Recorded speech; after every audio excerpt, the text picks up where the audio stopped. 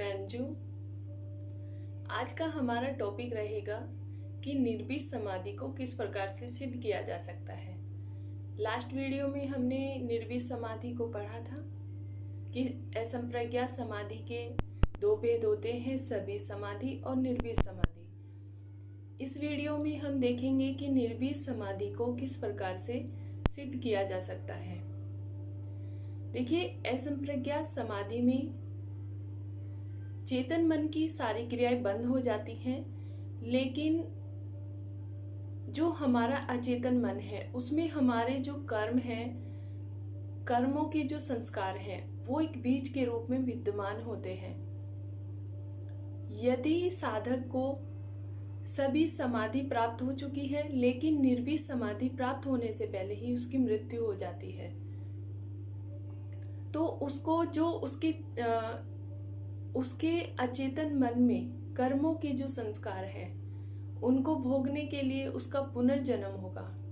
लेकिन उसका जो यह पुनर्जन्म होगा यह उसका लास्ट होगा, इसके बाद उसका जन्म नहीं होगा। वह सिर्फ इस जन्म में कैवल्य को प्राप्त करने के लिए आए हैं और उनका इसीलिए जन्म हुआ है।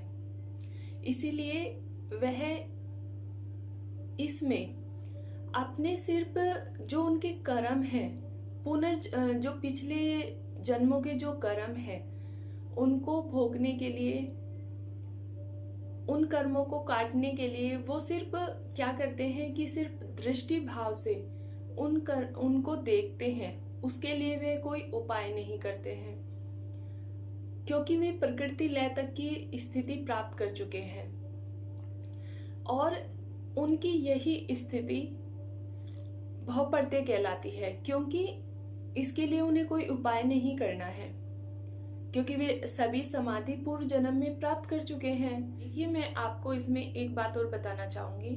मैं आपको धीरे धीरे इसलिए पढ़ाती हूँ ताकि आपको हर एक छोटी चीज इसमें समझ आए, क्योंकि आपने अगर योग को पहले पढ़ा हो, योग की बुक्स को, तो इसमें इतनी छोटी छोटी चीजें होती हैं, उनको बड़े आराम से समझना होता है। यदि हम बुक पढ़ने की तरह मैं आपको पढ़ा दूंगी और आपको कुछ समझ नहीं आएगा, तो ऐसे पढ़ाने का कोई फायदा नहीं होता है। इसलिए मैं आपकी हर चीज को क्लियर करना चाहती हूँ, इसलिए मैं आपको धीरे धीरे हर बात समझाने की कोशिश करती हूँ। चलिए टॉपिक को कंटिन्यू करते हैं।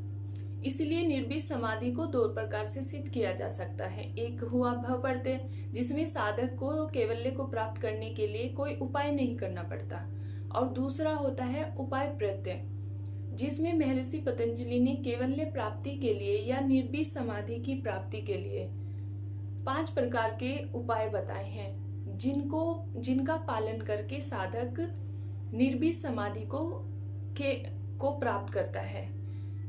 इसमें सबसे पहले कौन सा आता है, इसके 5 उपाय हम देख लेते हैं। श्रद्धा, वीर्य, स्मृति, समाधि और प्रज्ञा। सबसे पहले आता है इसमें श्रद्धा। श्रद्धा को सबसे ज्यादा इम्पोर्टेंस क्यों दी गई है? क्योंकि देखिए, जब भी हम कोई कार्य करते हैं उसके प्रति हमारी डेडिकेशन बहुत जरूरी है। यदि हम श्रद्धावान होकर कोई कार्य करते हैं तो वह कार्य अच्छा होता है और हम उसको अच्छे से कर पाते हैं। जैसे श्री कृष्ण जी ने गीता में कहा है कि श्रद्धावान जो व्यक्ति होता है वही ज्ञान को प्राप्त करता है। दूसरा साधन है वीर्य रक्षा। वीर्य रक्षा जो बहुत ही महत्वपूर्ण है। वीर्य की रक्षा करने से शरीर, मन और इंद्रिय, इन तीनों को, ये तीनों सशक्त होते हैं। रुग्ण मन, शरीर और इंद्रिय वाला व्यक्ति योग साधना नहीं कर सकता। इसलिए शरीर को स्वस्थ रखने के लिए आसनों का अभ्यास कराया जाता है, मन को स्वस्थ रखने के लिए प्राणायाम का अभ्यास कराया जाता है, और इंद्रियों को स्वस्थ रखने के लिए ध्यान मुख्य है। इसीलिए शरीर, मन और इंद्रियां, इन तीनों के स्वास्थ्य के लिए, या ये कहें कि इन तीनों को स्वस्थ रखने के लिए वीर्य की सुरक्षा बहुत आवश्यक है। और श्रद्धा और वीर्य की रक्षा करने से स्मृति को बल मिलता है, जो हमारा तीसरा साधन है। स्मृति को तीसरा साधन कहा गया है।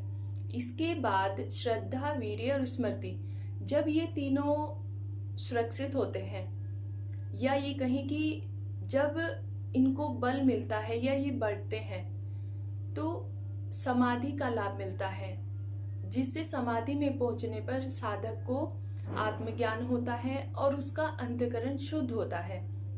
और अंतःकरण शुद्ध होने पर उसको सत्य, उसकी जो बुद्धि है वो सत्य को ग्रहण करने वाली हो जाती है, जिसे ऋतम्रा प्रज्ञा कहा है। यहाँ पर प्रज्ञा का अर्थ ऋतम्रा प्रज्ञा से ही है, और ऋतम्रा प्रज्ञा तभी प्राप्त होती है जब साधक समाधि में पहुंच जाता है और उसका अंतःकरण शुद्ध होकर उसको आत्मज्ञान होता है, और उसकी जो बुद्धि है जो तर्क वितर्क करती है, वह तर्क वितर्क ना करके सत्य को ग्रहण करने वाली होती है। इस प्रकार ये 5 साधन बताए हैं जिनके माध्यम से साधक असंप्रज्ञात समाधि का लाभ प्राप्त करता है। आज के टॉपिक में हमने भाव प्रत्यय और उपाय प्रत्यय, जो निर्भीक समाधि को सिद्ध करने के साधन हैं, वो हमने पढ़े। हमने समाधि का यह टॉपिक 3 वीडियो में कंप्लीट किया है। जो संप्रज्ञात असंप्रज्ञात समाधि है उसके भेद देखे, और फिर हमने सभी और निर्भीक समाधि को पढ़ा, और निर्भीक समाधि को सिद्ध करने के उपाय, भाव प्रत्यय और उपाय प्रत्यय पढ़े। आई होप आपको यह वीडियो पसंद आया होगा।